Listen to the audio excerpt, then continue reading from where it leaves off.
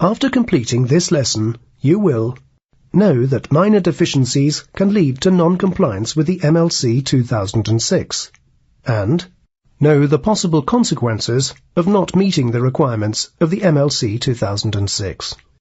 It is made clear within the Maritime Labour Convention that for it to be effective, there is a requirement for strong, uniform policing of the standards. As has been stated already, this role is shared by both flag state and port state control. There is an obvious risk that the inspections carried out by these two bodies will be largely subjective due to interpretation by the individual inspectors. In order to reduce this subjectivity, the ILO has adopted two sets of guidelines for the inspectors based on the 14 areas identified for inspection and certification in the Convention. The two published guidelines are the Guidelines for Flag State Inspections under the Maritime Labour Convention 2006 and the Guidelines for Port State Control Officers carrying out inspections under the Maritime Labour Convention 2006. These guidelines give examples of what should be inspected, what types of evidence should be sought during the inspection, and the actions to be taken where onboard deficiencies are found. In following these guidelines, it is hoped that a consistent interpretation of the requirements can be achieved by all inspectors. In continuing the theme of this module, we will concentrate on the guidelines for port state control officers.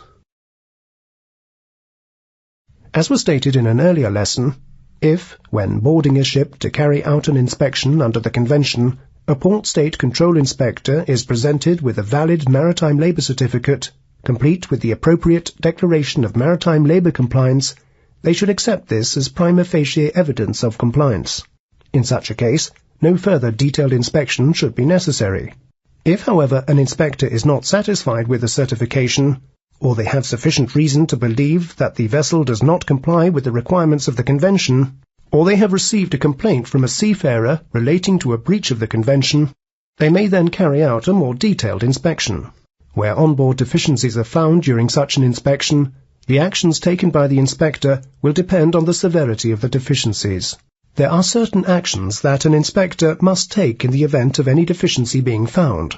There are other actions that the inspector must take and may take if any deficiency is considered to be significant.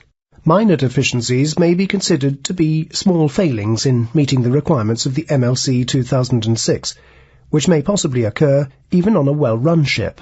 Individual minor deficiencies would have little or no adverse effect on the working or living conditions of the seafarers or present any real hazard to their health, safety or security. Where minor deficiencies are found during an inspection, then the inspector must inform the master and give a deadline by which the deficiencies must be remedied. Deficiencies may be considered significant if they present a probable hazard to the health, safety or security of seafarers, or if they have a noticeably adverse effect on the seafarer's working or living conditions. The master must be informed in writing if there is a deficiency that is considered to be significant. It is possible that minor deficiencies may be considered significant because of the number of deficiencies found, or because the vessel has a history of repeated minor deficiencies, or failure to remedy previously identified deficiencies. If the inspector, in his professional judgment, considers any deficiency to be significant, or if it is related to a seafarer's complaint, then he must also inform the seafarers and shipowners' organizations in the port.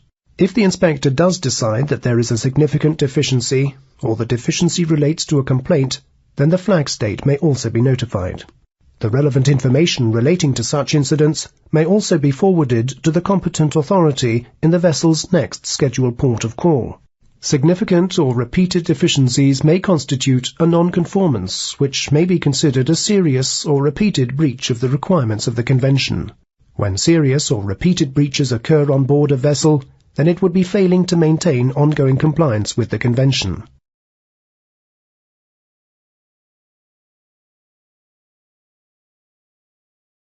The Convention requires that every effort should be made to avoid a vessel being unduly detained or delayed. Normally, where non-conformances exist, a vessel should be allowed to sail once a rectification plan and deadline for implementation has been agreed between the inspector and the ship's master. The exceptions to this are where the onboard conditions present either a safety, health or security hazard to the crew, or the non-conformances constitute a serious or repeated breach of the requirements. In such cases, the inspector must ensure that the non-conformances in these categories are rectified before the vessel can sail. It may be that the vessel can be allowed to sail once the more serious deficiencies have been rectified and an acceptable rectification plan is agreed for the remaining, less serious deficiencies.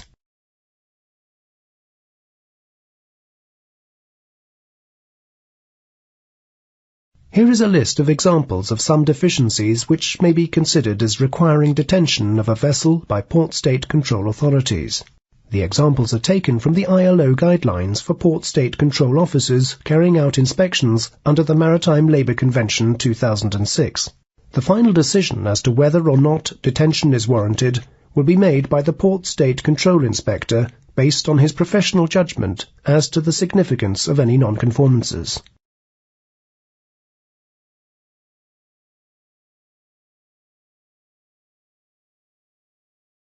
In this lesson, we have considered the circumstances which may lead to a detailed inspection being carried out by a port state control inspector.